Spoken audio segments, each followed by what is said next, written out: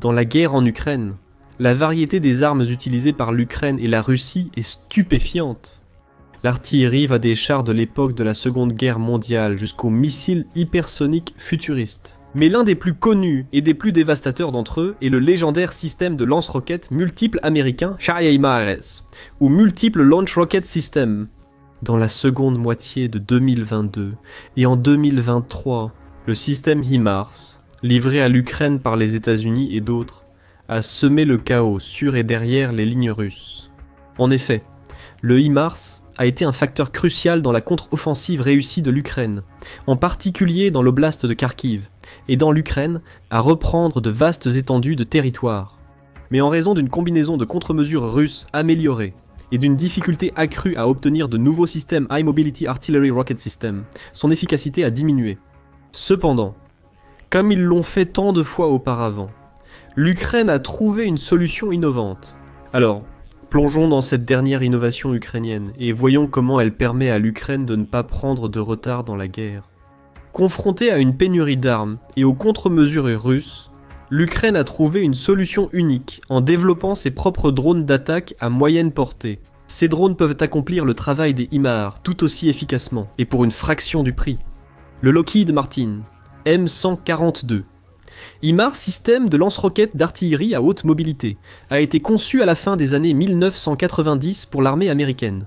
Le lanceur transporte une seule nacelle pouvant contenir soit 6 roquettes guidées du système de lancement multiple, ou Rocket Guided Multiple Launch Rocket System, soit un missile ATACMS, et il était monté sur un châssis de camion standard américain, Family of Medium Tactical Vehicles, M1140 de 5 tonnes, avec une longueur de 7 mètres, un poids de 16 240 kg, une vitesse maximale de 85 km/h, un moteur de 290 chevaux et une autonomie opérationnelle de 480 km. Il offre une combinaison impressionnante de puissance et de mobilité qui le rend idéal pour les opérations de type tire et déplace-toi, c'est-à-dire se placer, tirer puis changer rapidement d'emplacement. Aujourd'hui, avec la surveillance constante des drones déployés en première ligne, rester trop longtemps au même endroit revient à inviter une frappe de missiles ou de drones. Donc, ce type de capacité de déploiement rapide est un facteur crucial sur le champ de bataille. Cependant, là où HIMARS s'est révélé particulièrement précieux pour l'Ukraine, c'est dans sa capacité à frapper à moyenne portée, entre quelques dizaines et quelques centaines de kilomètres. High Mobility Artillery Rocket System a donné à l'Ukraine la capacité de frapper l'arrière proche de la Russie, dévastant les casernes logistiques, les entrepôts, les centres de commandement, l'artillerie, les systèmes de défense aérienne et d'autres cibles de grande valeur.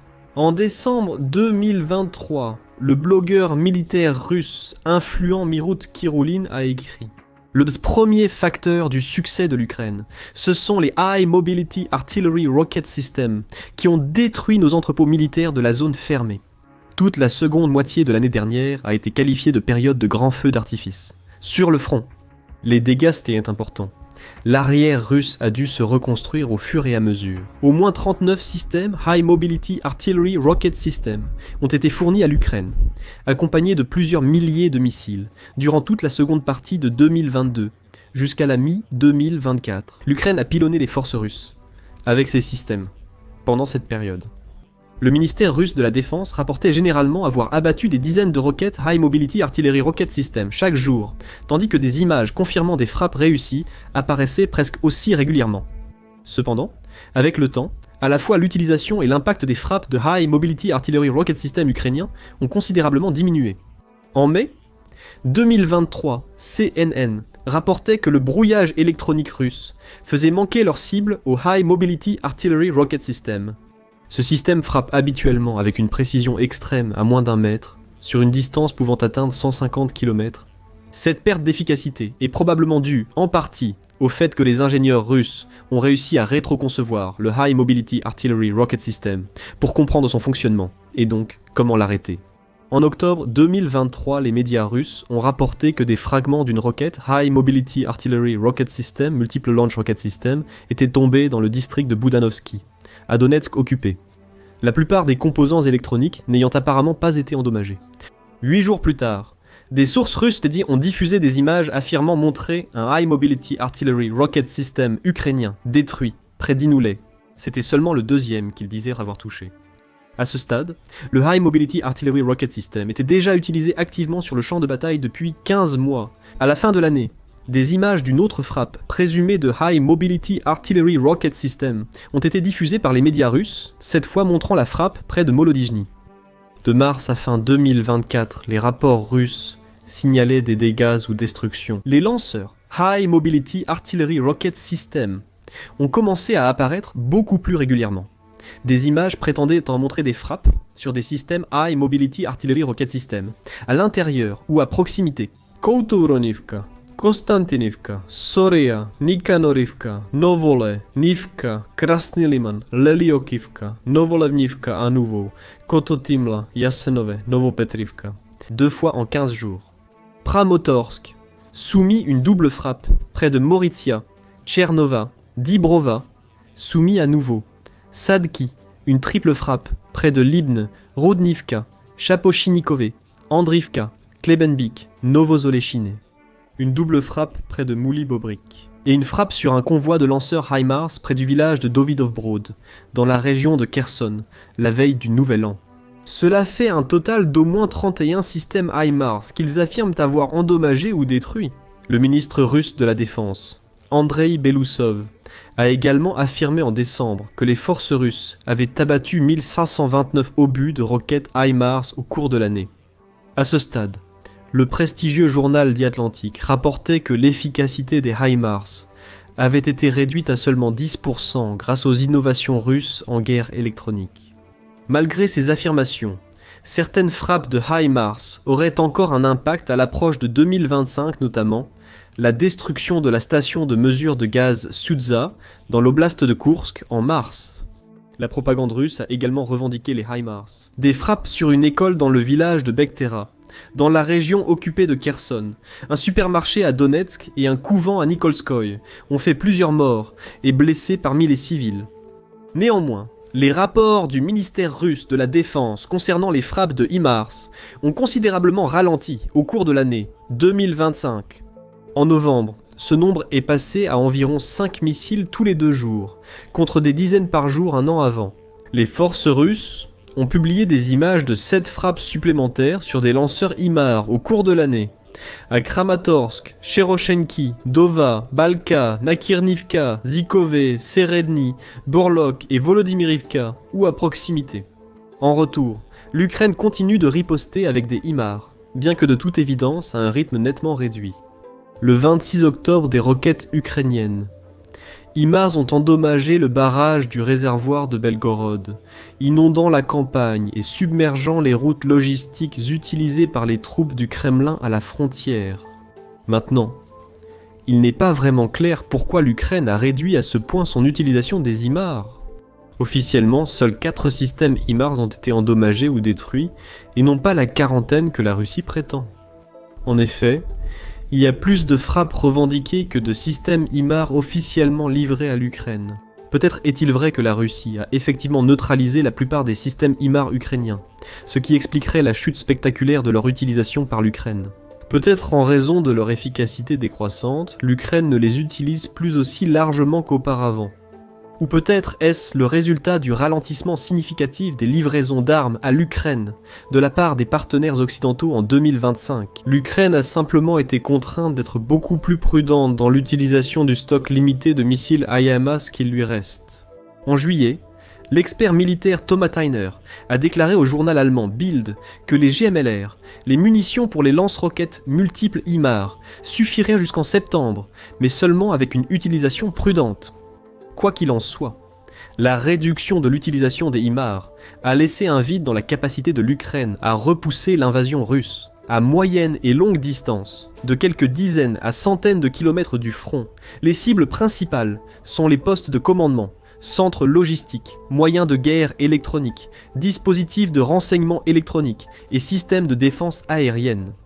En dehors des HIMARS, l'Ukraine ne dispose pas de beaucoup d'autres options capables de frapper une cible à cette distance avec une précision et une puissance de feu comparables.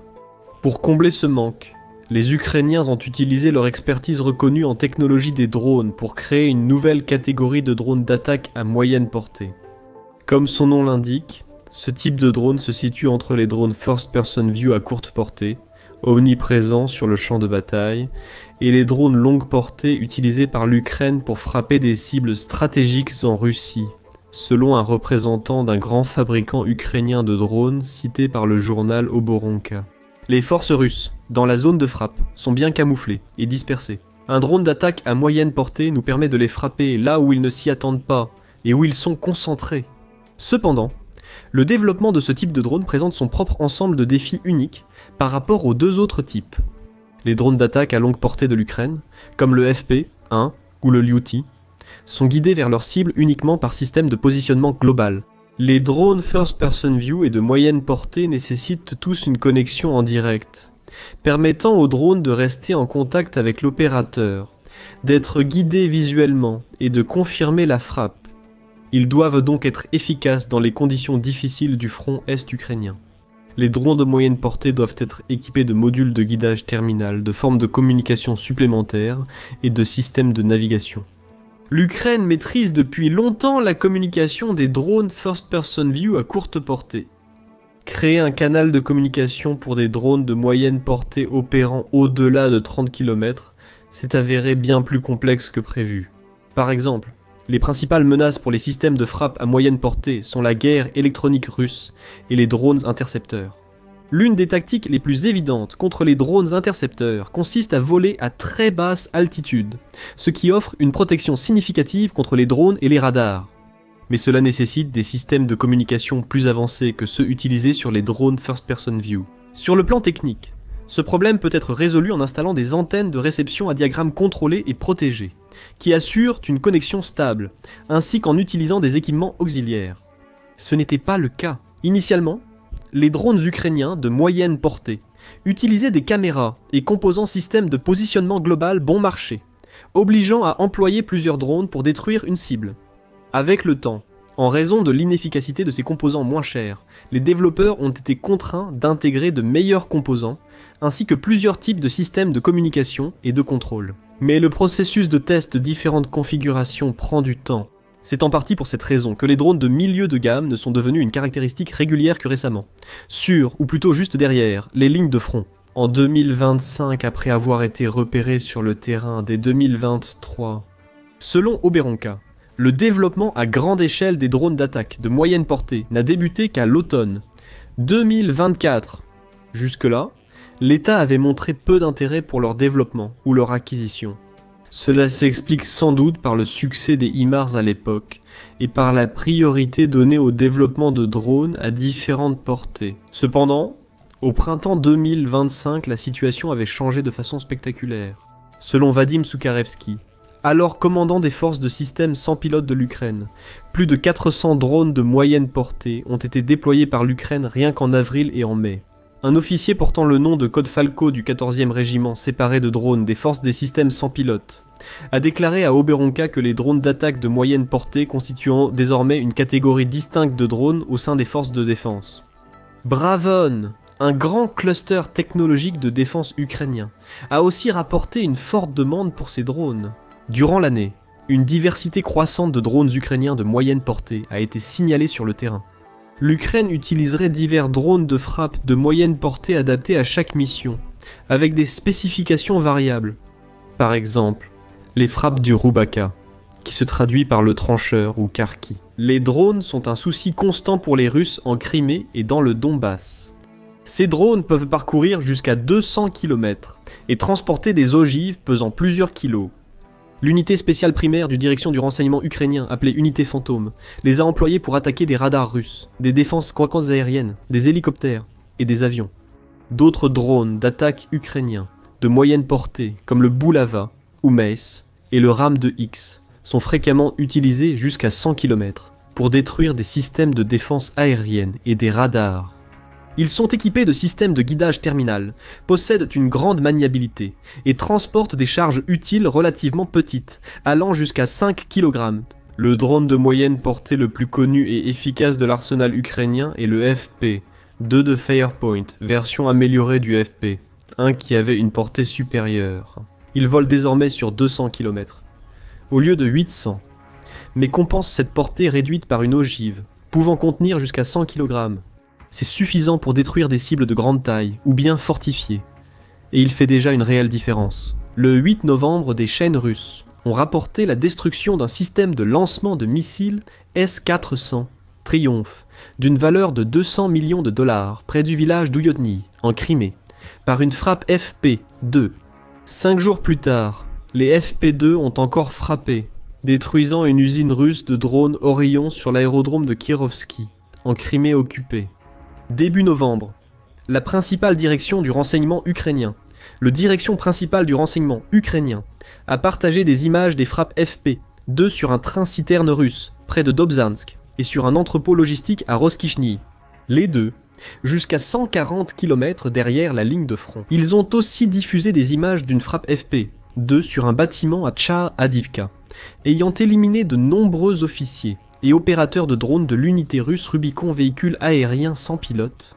Comme évoqué, cette nouvelle catégorie de drones a exigé une réelle innovation pour leur système de communication. Cependant, tous les drones de moyenne portée de l'Ukraine n'ont pas nécessité de réinventer la roue, pour ainsi dire. Les drones longue portée sont également en cours de conversion afin de pouvoir effectuer des frappes en profondeur opérationnelle. Actuellement, certains drones longue portée sont convertis en drones de moyenne portée, a indiqué un fabricant ukrainien à Oberonka. Des systèmes de communication et un guidage terminal automatique sont ajoutés. Les réservoirs de carburant rétrécissent, et la tête de guerre grossit.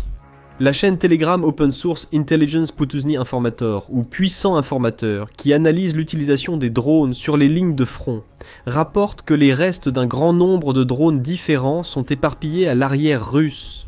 Cela inclut le UJ-26 Bober ou Castor à hélice produit en Ukraine, ainsi que le Skyline 300 à réaction, des munitions rôdeuses comme le Pekloel et le Bar Léopard, ainsi que des drones fabriqués à l'étranger tels que le Phoenix Ghost, le Dagger, le Disruptor et l'Outlaw G2.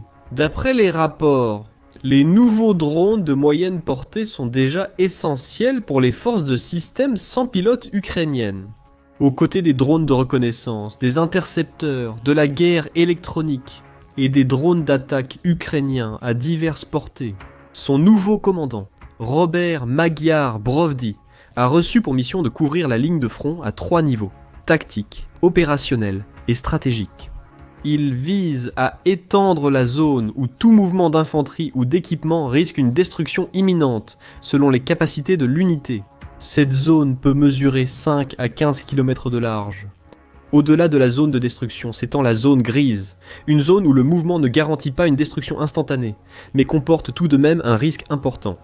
C'est ici, dans la zone grise, le territoire de la Haute-Mars, que les systèmes de frappe à moyenne portée font leur marque, agissant comme un outil chirurgical pour frapper des cibles russes coûteuses et de haute priorité.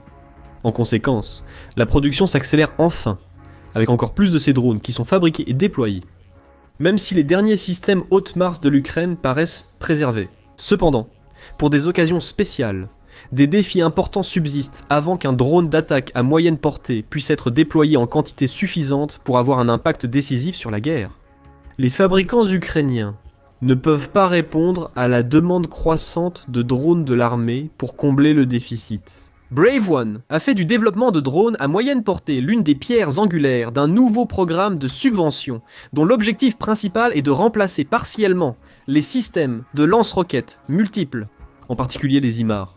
Les développeurs ont reçu pour mission de créer un drone efficace adapté à la production de masse, ce qui signifie que le coût et l'évolutivité sont les critères clés. Selon Falco, il y a assez de fabricants en Ukraine pour répondre à la demande, mais les achats de l'État restent insuffisants. Les difficultés de l'Ukraine à réunir les fonds nécessaires pour poursuivre le combat sont bien documentées. Et il semble que ces contraintes budgétaires aient eu un impact sur la capacité du gouvernement à maintenir la production continue de ces drones. Comme le dit diplomatiquement Vadim Louchko, fondateur de la communauté Open Source Intelligence Cyber Borochno, ici, comme dans de nombreux autres domaines, ceux qui ont l'argent sont ceux qui en tirent le plus profit. Qu'il s'agisse d'une bonne ou d'une mauvaise chose, il est difficile de le dire, mais la coordination entre les organisations fait souvent défaut. Oleksandr Karpiuk, un militaire du bataillon des systèmes sans pilote de la 59e brigade d'infanterie motorisée indépendante, est allé plus loin, affirmant dans un reportage de Radio Liberté que l'État n'avait acheté aucun de ces drones. C'est sans doute exagéré, Mais les problèmes d'approvisionnement sont réels. Deviro, l'entreprise ukrainienne à l'origine du système Boulava, faisait partie des sociétés ayant rencontré des problèmes d'approvisionnement de l'État début 2025. D'après le service de presse de Deviro, les anciens contrats gouvernementaux ont expiré alors qu'un nouveau lot de drones, prêts à être déployés, restait impayé. Deviro a choisi d'offrir ces drones à des unités spécialisées pour qu'elles se perfectionnent dans leur usage du système. Au final, l'entreprise n'a pas obtenu de nouveaux contrats gouvernementaux pour la Boulava, mais heureusement, un financement a été obtenu auprès de pays partenaires. Un autre défi avant la production de masse des drones d'attaque à moyenne portée est la conception d'une ogive standardisée. Créer une munition efficace pesant entre 38 et 50 kg n'est pas simplement une question de bourrer des explosifs dans un tube, cela nécessite une approche scientifique, a expliqué un fabricant ukrainien de drones à Oberonka. De plus, il faut trouver un équilibre entre la taille de l'ogive du drone et son coût. Augmenter la charge utile accroît le poids. Un moteur plus puissant et une nouvelle conception de cellules sont nécessaires pour transporter la charge supplémentaire, ce qui augmente le coût. Bravone a en fait lancé la production d'ogives standardisées en 2023, avec environ 50 fabricants de munitions pour drones et plus de 250 types codifiés qui ont ensuite émergé. Malgré le nombre croissant de producteurs, la situation des ogives demeure, selon Oberonka, disparate. Des munitions soviétiques, modifiées pour drones, sont encore souvent retrouvées dans les débris d'appareils abattus. Les drones ukrainiens de moyenne portée, bien sûr, comme tous les autres systèmes d'armes qui ont été introduits dans cette guerre. Il est probable que les Russes trouvent bientôt des contre-mesures efficaces contre les drones ukrainiens de moyenne portée, comme ils l'ont fait en grande partie avec les High Mobility Artillery Rocket System. Selon les deux camps, il ne faut parfois que quelques semaines avant que l'autre camp ne commence à développer des contre-mesures. Il reste à voir si l'Ukraine peut développer suffisamment de drones d'attaque à moyenne portée, rapidement et de manière rentable, pour changer significativement l'issue de la guerre. Si nous produisons 1000 cellules par mois, et avons 10 équipes qui les utilisent régulièrement, cela pourrait affaiblir considérablement toute la logistique des Russes, selon la source du secteur de la défense d'Oberonka. Bien sûr, nous suivrons cette histoire de près, et nous vous tiendrons informés de son évolution. Alors assurez-vous de vous être abonné à la chaîne pour ne rien manquer. Merci de nous avoir regardés.